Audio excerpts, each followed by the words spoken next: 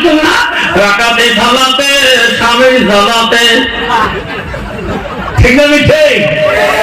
কতগুলো মানুষ আছে দুনিয়া যায় রাকাতে সালাতে প্রেসিডেন্সির জালাতে, রাকাতে সালাতে ইমাম সাহেবের জালাতে, ঠিক না ঠিক?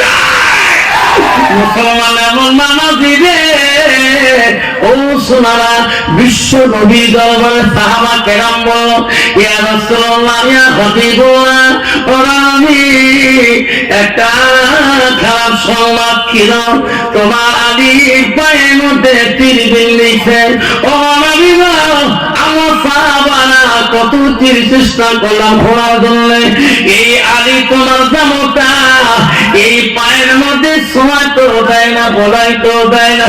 ওগো নবী, আমরা সাহাবারা দুর্বল হয়ে গেলাম, তোমার আলীর পায়ের ভিতরে এখনো তীর বিঁধে আছে।